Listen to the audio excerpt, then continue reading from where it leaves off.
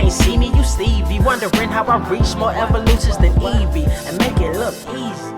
What is up, Earth's mightiest subscribers? It's Blur Without Fear. Welcome back to the channel. Alright, today, James Gunn came out and announced everything the DC Studios is planning for its opening salvo into the DC universe. So I'm going to talk about everything that he brought up, and where I can, I'll try and break down and explain some of the things that he has put out there and what this could mean for the DC universe going forward, and maybe even what it could mean for DC films, or rather DCEU films that are already on the verge of coming out and have yet to come out. Hey everybody, I'm James Gunn. I'm the co-CEO of DC Studios. So as many of you know, DC has been disconnected in film and television for a long time. And it's one of, our jobs, mine and Peter's, is to come in and make sure the DCU is connected in film, television, gaming, and animation.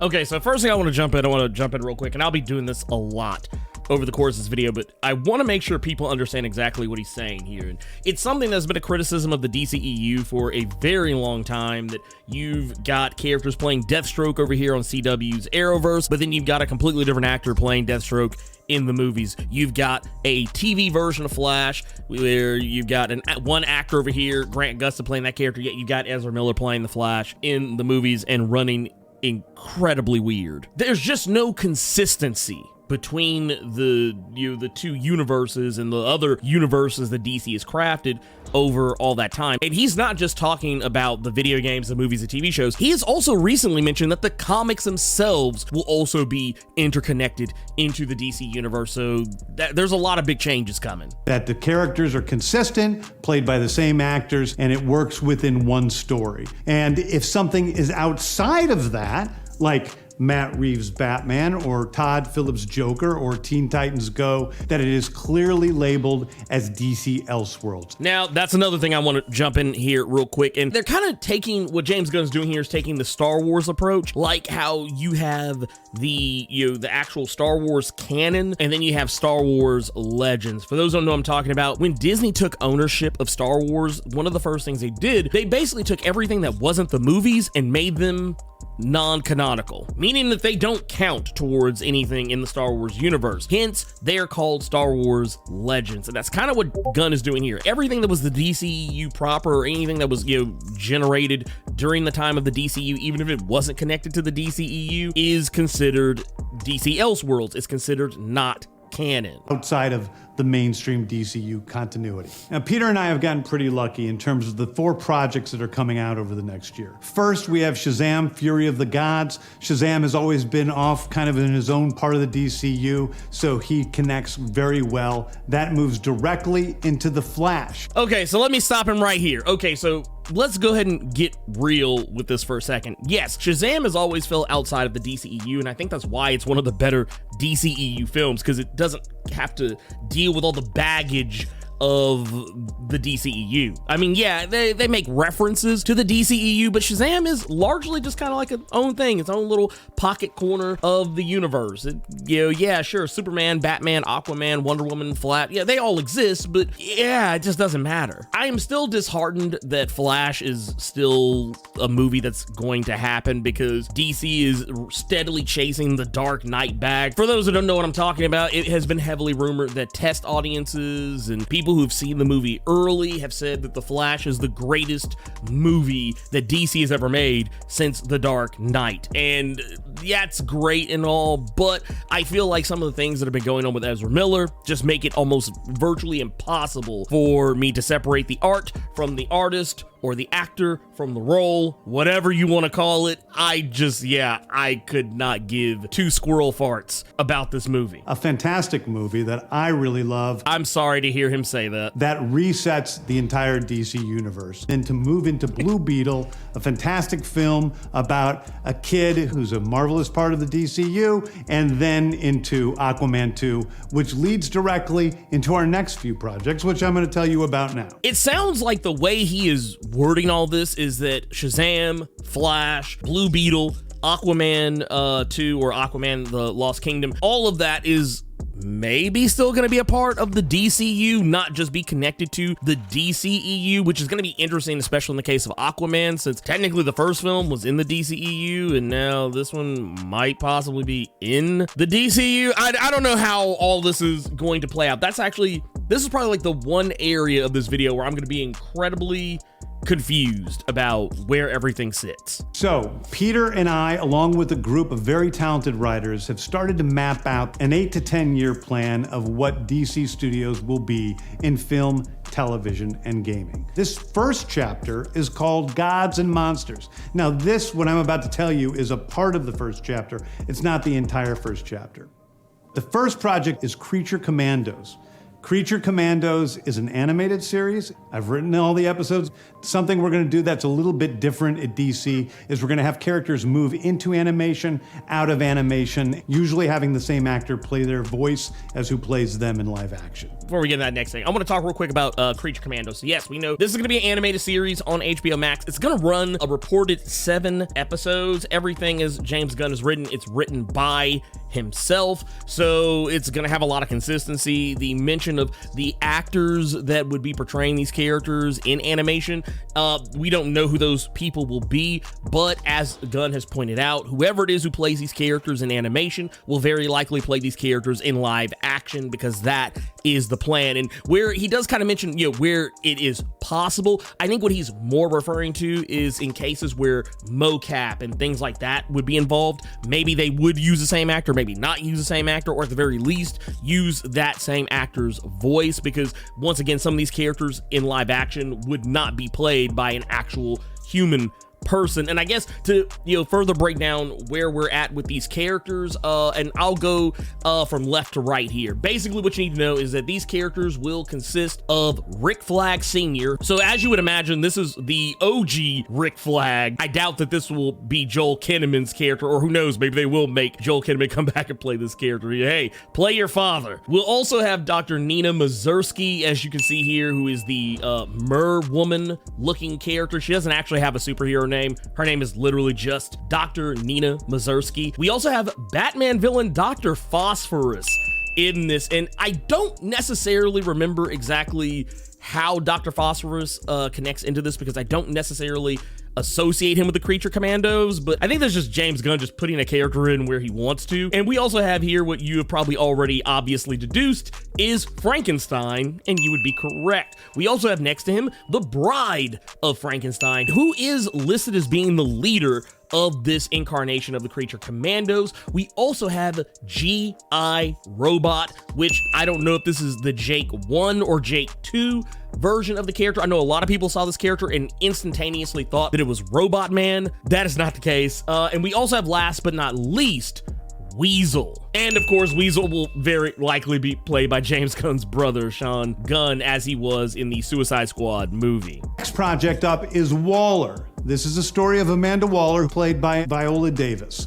Viola Davis is going to team up with members of Team Peacemaker, and this is a story that's been created by Crystal Henry, who did Watchmen, and Jeremy Carver, who created the Doom Patrol. This is something I find pretty cool here, because, okay, so for those who have not been keeping up, the Watchmen HBO, because that's what he's talking about the Watchmen HBO series in regards to Crystal Henry, and of course with Jeremy Carver talking about the Doom Patrol series on HBO Max. I find this a very interesting pairing, just because Watchmen was such a big hit for HBO, despite all the controversy over people being upset about changes that they felt were being made to Watchmen, that it wasn't focusing on the comics or the original movie that was by Zack Snyder. They just got really up in arms about it. And then also I think people were mad because it had a black female lead, and you've also got to contest with the fact that it also changed Dr. Manhattan, and even kind of took some shots at real life hate group, the Proud Boys, and taking everyone's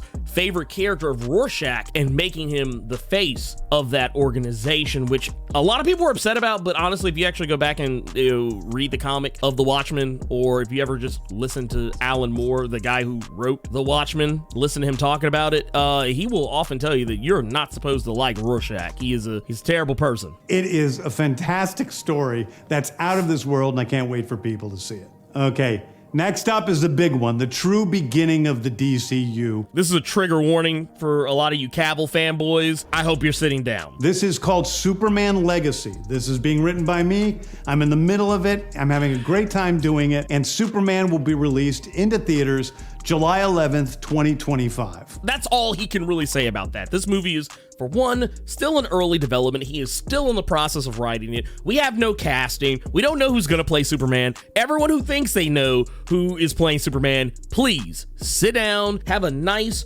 tall, cold glass of shut the hell up, and just let this man cook. The next thing is a big premiere HBO television series called Lanterns. This is a story of a couple of Green Lanterns, John Stewart and Hal Jordan, and we have a few other Lanterns peppered in there, but this is really a terrestrial-based TV show, which is almost like True Detective with a couple of Green Lanterns who are space cops watching over Precinct Earth. Now, okay, before he goes any further into this, I actually want to jump in here real quick because this is actually a project that DC had kind of had on the chopping block for a long time. Now, I know some people are probably thinking I'm talking about the Green Lanterns HBO Max series that was supposed to come out. I think this is not even in any way, shape, form, or fashion related to it, but I do feel like they are restructuring that in some way. Maybe they might use some assets from that in this, but I think ultimately just the idea that, you know, that show was originally going to focus on characters like Alan Scott, Guy Gardner, so on and so forth. This one is completely shifting gears and kind of doing what DC had rumored, or even I think at one point even announced they were going to try and do, even back as far as like when the Justice League came out, the Joss Whedon version of it, making a Green Lanterns buddy cop movie. But this is going to be a TV show, obviously, but it's going to star what I think are probably two of the best Green Lanterns. Yes, I know some people out there are going to want to say Kyle Rayner, but I'm sorry, he was not my generation's Green Lantern, but it is what it is. I really like this idea. This is something I have said on multiple occasions I would love to see. I would love to see buddy cop style Green Lantern, something where we get more than just Hal Jordan. I mean, if it was just John Stewart, I'd be perfectly fine with it. I'm not gonna lie to you. My blackness will not allow me to lie to you about that. But just the idea that it is Hal and John interacting with one another, I think that's pretty cool because you have two completely different personalities sets here. Whereas Hal Jordan is technically a serious character, he is a bit more prone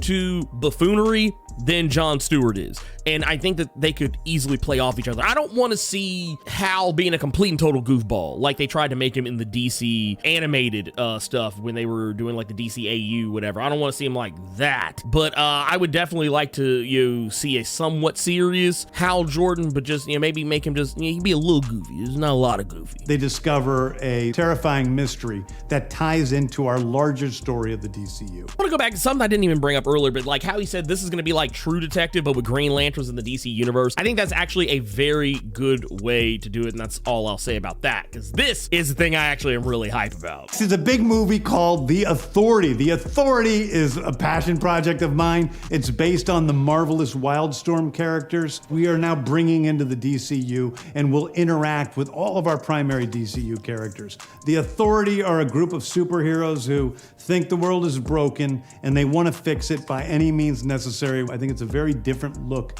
at superheroes. So to get into this, The Authority, this is a big deal. This right here is a huge announcement for me, just for no other reason than there's a very real possibility that not only are we getting a group of Wildstorm characters on the big screen, but also that this will include Midnighter and Apollo, Wildstorm's take on Batman and Superman if they were gay lovers. And I am in for a penny, in for a pound on this. I think this is fantastic. I am looking very forward to this. This is actually something I'm just like, yeah, can we please?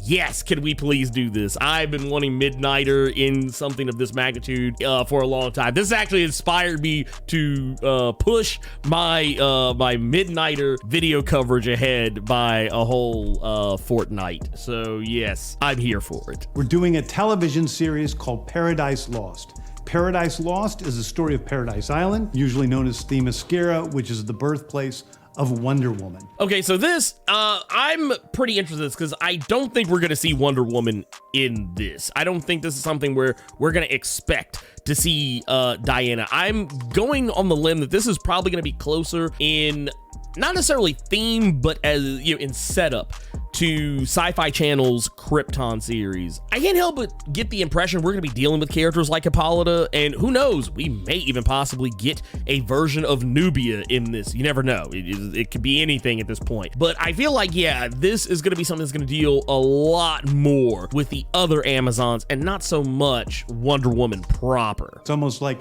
Game of Thrones with Westeros, but with all of the inhabitants of Paradise Island. The introduction of the DCU's Batman is the brave and the bold. I feel very funny about this because I really enjoyed Matt Reeves' The Batman, but I'm very curious to see where he's going to go with this. What it says is their introduction of Batman, so it's going to be a completely different actor. It's not going to be Robbie Patz coming back and playing Batman here, at least as far as this announcement is concerned. So go ahead and divorce yourself of that thought right then and there. Brave and the Bold is the story of Batman and his actual son, Damian Wayne. This is based on Grant Morrison's great comic book run. Damian Wayne is my favorite Robin. He's a little assassin who Batman tries to get in line, and so this is the story of the two of them and the beginning of sort of the Bat family in the DCU.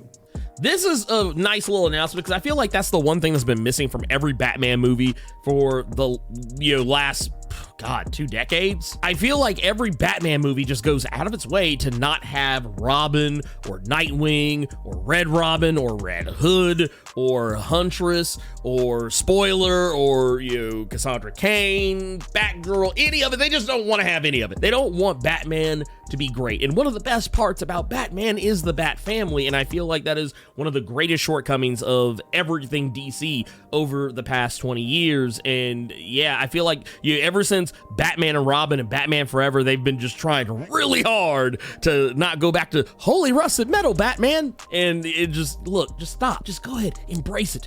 Embrace it. Next up is a TV series called Booster Gold. Booster Gold is one of comics' really popular cult heroes. He is a fascinating guy. He's a loser from the future who uses future technology to come back to present day and become a superhero so that people will love him. It is basically the superhero story of imposter syndrome on an HBO Max series. This is actually a really cool announcement too, just because of the fact that Booster Gold is one of those things that has been rumored for so long. I feel like every couple of years or so, Booster Gold rumors come out. And while, yeah, we did technically get Booster Gold on Legends of Tomorrow, much to the world's chagrin, this is likely going to be a better version of that. And I like the idea that he said, yeah, this is a story about imposter syndrome, because that's what Booster Gold's about. He is literally like imposter syndrome before that was really a phrase people used on a regular basis. The idea of a guy who comes from a future where pretty much being like a superhero is fairly commonplace and so easy to do because technology and science has just enabled humanity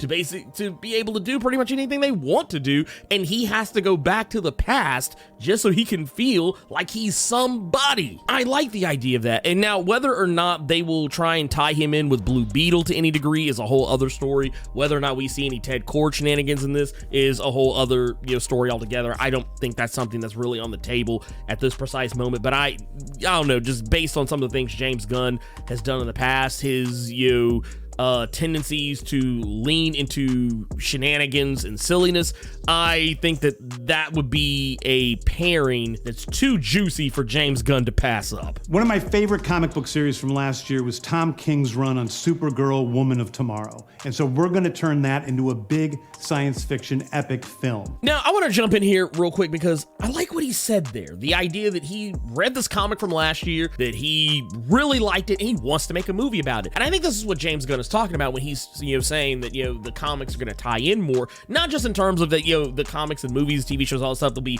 canon within the same universe, but just the idea that he really liked a comic that he read and he was like, this would make a great movie. I can see James Gunn doing this a lot. Like, case in point, a comic that Carter on the Blur Cave has been touting a lot, The Human Target. I could easily see him saying, man, I really loved Human Target. I think it would make a good TV show or a movie. bam, next thing you know, next year, it's been announced on HBO Max. It's one of those things that, you know, we always talk about with comics, where we always say, man, dude, this would make a great movie, or this comic that just came out would make such a great TV show. And now you're in a position, at least in terms of DC stuff, that's actually a reality. You could see that stuff, you know, hit the big screen. I remember when Dark Knight's Metal was first coming out, back in the early days of this channel, there were tons of people saying, dude, this would make such a great TV show, or such a great movie, or man, could you imagine if this was a movie? If James Gunn likes it, you could just as easily get it. Superman is a guy who was sent to Earth and raised by loving parents, whereas Supergirl in this story, she is a character who was raised on a chunk of Krypton. She watched everybody around her perish in some terrible way, so she's a much more jaded character. And that brings me to Swamp Thing, the last thing we're going to talk about, a very dark horror story in the origins of the monster who is Swamp Thing. And although it's totally outside of the rest of the DCU, it will still feed into the rest of the stories. I like this idea of it too, because while this is pretty much the only thing he's announced so far that he's pretty much outright said is not going to be a part of the DCU proper, it's still going to be this thing that exists around it, or it's still going to be connected in some way. And we know this will be a film, even though he doesn't technically say it here, but we see it here. You can't really see because I have it cut off down here, but it does say Swamp Thing film on the picture. So I think I actually really like this idea of how they're doing this. It just sounds great. Sounds fantastic. This is like, I don't know if they're going to use any assets from the Swamp Thing TV show that that was part of the DC Universe crop of shows that came out when that app first came out. I don't know if that's going to be the case. I highly doubt it, but the idea of Swamp Thing, I think, really works in television and film, and I'm surprised no one has really tried to do it, with the exception of that TV show. I feel like, yeah, there's a lot of opportunity there, especially if you want to connect it to the larger, wider universe, and not to mention, it'd be a great way to introduce the green to the DCU on both television, video games, and film. Is something that I think would be a great setup for that. And yeah, I like that this is the project we know the least about, and yeah, definitely. And they probably really want to speed up that timeline on this one, considering that Marvel has already got Man-Thing out of the gate over on the Marvel Studios side of things. Anyway, those are the stories that I can tell you about right now. I've loved the DC characters since I was a child. They're incredibly important to me. I knew that this was a once-in-a-lifetime opportunity to do something very different. One of the things that's very important for me in all of these movies and TV series is that the director's vision and the vision of the writers and all of the creators is unique and something special. Storytelling is always king. That's all that matters to us. And I want to be true to those stories. I want to be true to you guys and really give you something different than you've ever seen before. Okay, so I definitely think that, yeah, that right there, what he said, storytelling is king. The writers, the creators, the directors, everybody's vision on this project is what is the most important, telling unique stories. That's a really cool thing. And some people will probably take it as a shot at Marvel Studios. I don't think James Gunn's actually, taking a shot at Marvel Studios on that one, because that's just not his personality, is not his nature. And you will even hear James Gunn say himself that Marvel has never really told him no. Whenever he wanted to do something, they said, yeah, sure, you could do it. Like, I think the most I think he's ever said is that they might say, maybe pull this back a little bit. But I mean, a lot of his interviews, you ever listen to him talk about his time working on the Guardians films, that he would say, yeah, pretty much Marvel said,